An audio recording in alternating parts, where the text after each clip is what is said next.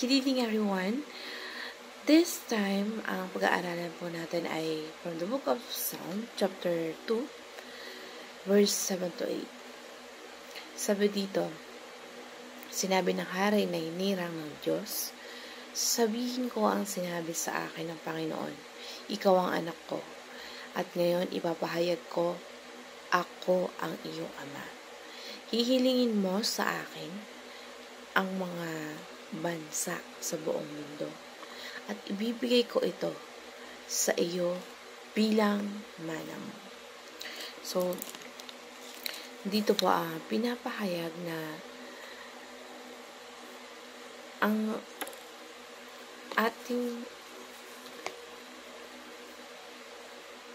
ating Panginoon, pinapakita dito yung pagka-messianic niya, na sila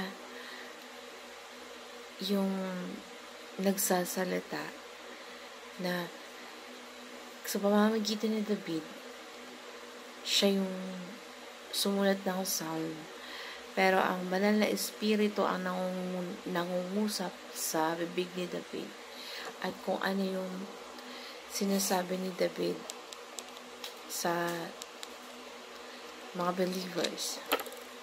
So, sabi dyan, ang nakikita doon sa message na yon ay pinapahayag yung sabi ni Yahweh na hingin mo ang bansa at maging ang daigdig ipapamana ko. Sabi ng Diyos Ama kay Kristo, hingin mo sa akin ang lahat ng bansa. I-request mo lang at gagawin kong pagmamay-ari ang buong daigdig. Gagawin kitang pagmamay-ari ang buong daigdig. Nag-o-offer ang Ama, at yun yung request ni Jesus Christ, na lahat ng buong Israel at titipon ay para patayin si Jesus Christ.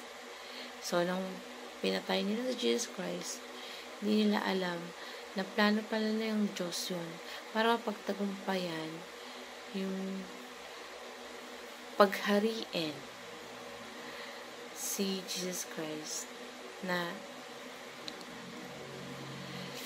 maghari sa ating mundo. Kung tatandaan nyo, si Satanas, inopera si Jesus Christ, na sinabi ni Satan, Jesus, nakikita mo ba yung lahat ng karangyaan ng bansa?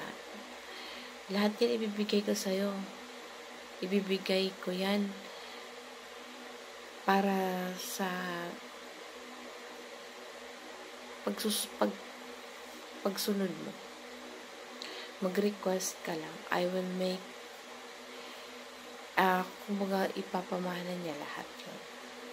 Pero Jesus gave the Great Commission. Yung sa mga alagad na i-disciple natin ang lahat ng bansa para ma-receive natin yung power. Make disciple all the nations so you can receive yung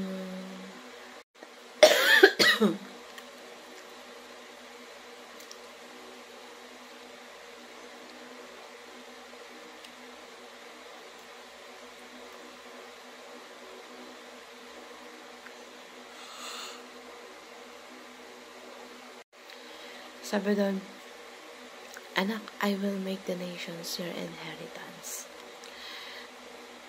the ends of the earth your possession. At kailan mangyayari yun? Dito na sa future natin, na lahat ng bansa paghaharian ni Jesus Christ. At napaka-ganda ng talatang Psalm na yung parang babala na unawain dapat natin paglingkuran natin sa Lord na may takot at paggalang sa paanan ng kanyang anak. Kailangan yumukod tayo at magparangal ng may takot at paggalang sa mga paanan ng kanyang anak. Yumukod tayo at magparangal. At yun yung message ng Holy Spirit. Kasi yun yung ginagawa ng Diyos. Ginagapi niya yung mga bansa, ipinapasa ilalim niya sa kanyang kapangyarihan. At maging boses tayo na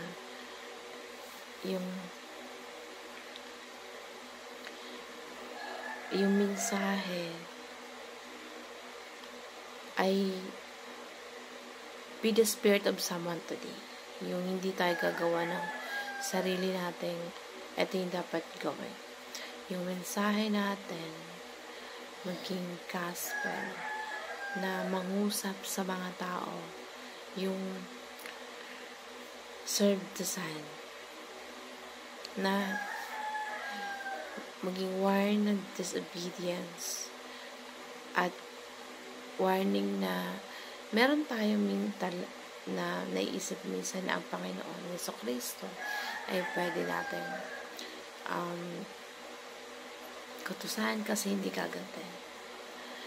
Pero sa ating Panginoon, kakatakutan natin na hindi pwedeng yun yung nakikita natin, yung hindi, kahit ginugulpi na hindi siya gumagante.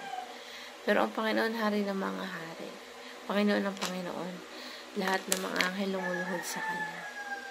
At yun yung Panginoong Jesucristo na hindi siya pwede nating hindi igalang o i-reject o i-chapwera kasi siya ang King of Kings.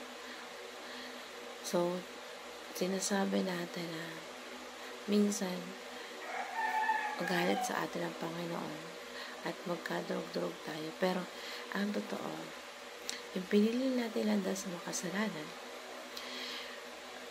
at yun yung ang gusto natin, yung disobedience. Kaya, kailangang sumunod tayo, parangalan natin ang Jesus Christ, maglingkuran natin ng may takot sa ating mga puso at wala tayong yung how can we the Spirit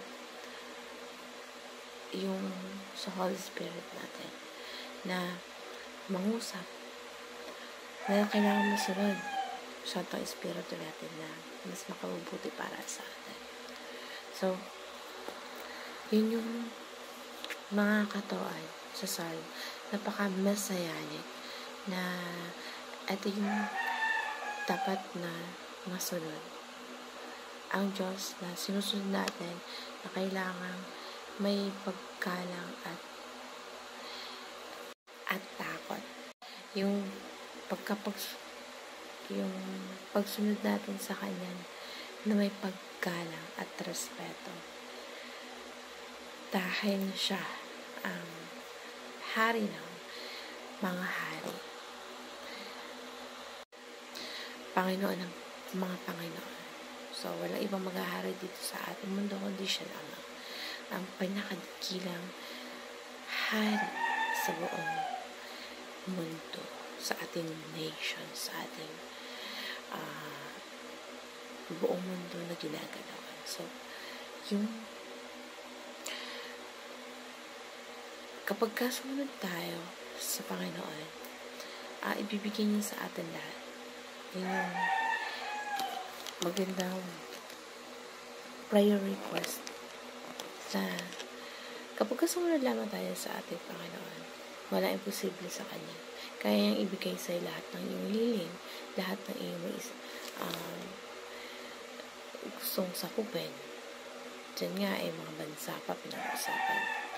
Pero yung mga blessings na natatanggap natin, minsan hindi natin kinoconsiders na isa yun sa mga blessings na galing sa Lord. At yung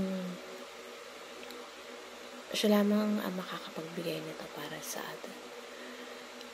So, yung mga katuan na kailangang